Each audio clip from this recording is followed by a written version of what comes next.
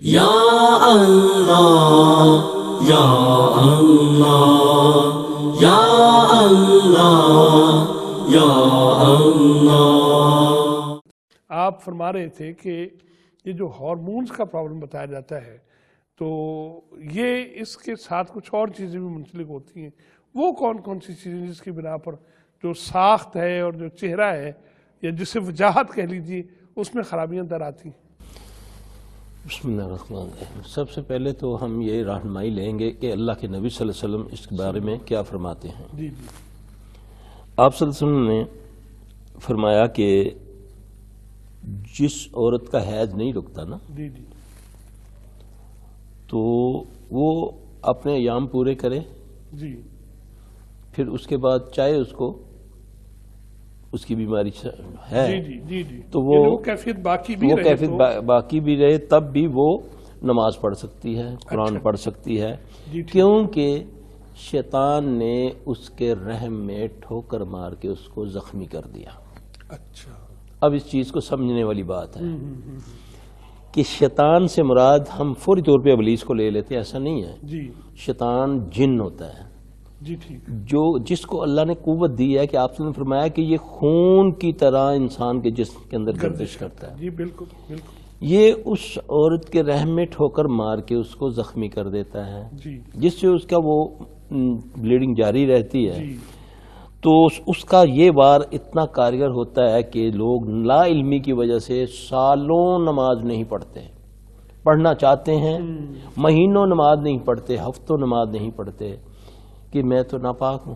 جی جبکہ بالعموم تو یہی جی ہاں، اب اس سے ایک بات ثابت ہوئی کہ رحم پر سب سے زیادہ اثر انداز شیاطین ہوتے ہیں، جی اور اسی سے پھر وہ جب والدین کو یہ چاہیے کہ بچیوں کو کم از کم وہ چیک میں رکھیں، جی اگر ان کو دیکھتی رہیں کہ اگر بچیوں کو اچانک ڈسچارج شروع ہو گیا ہے، وائٹ ڈسچارج شروع ہو گیا ہے، جی تو وہ فوری طور پہ ان پر توجہ دیں، ان کی نمازوں میں کوتاہی نہ ہو، اذکار میں کوتاہی نہ ہو۔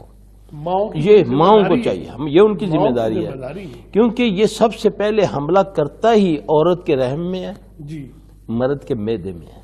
اچھا جی ان دو چیزوں سے یہ ان کو قابو میں کر لیتا ہے۔ جی ٹھیک، پھر قوت یہ کہاں سے لیتا ہے؟ یہ جو جن شیطان ہوتا ہے جو اس پر یا حاوی مسلط ہوتا ہے، کیا گیا ہے یا مسلط خود وہ ہو گیا ہے۔ جی ٹھیک، نخون نہ بڑھنے دیں، جی ٹھیک، بالوں کو کھلا نہ چھوڑیں۔ اگر بال اترے ہیں سنوارنے سے جی تو بالوں کو کاٹ کے پھینکیں۔ جی ٹھیک، ویسے ثابت بال پر جادو ہوتا ہے، کٹے ہوئے بال پر جادو نہیں ہوتا۔ جی ٹھیک، یہ جادو انسان بھی کرتا ہم نے دیکھا نا ہے، جن بھی خواتین کرتا ہے۔ وہ بال ہوتے ہیں برش سے نکالے کنگھی سے اسی ہاں جی، ویسے لپیٹ بجا کے بنایا پھینک دیا۔ ان کو پھینک دیا، وہ تو پورے بال ہوتے ہیں۔ آپ یقین جانے کہ بعض ایسے مریض بھی ہمارے پاس آئے ہیں کہ بجے کے بجے پیشاب کے راستے سے نکلتے ہیں۔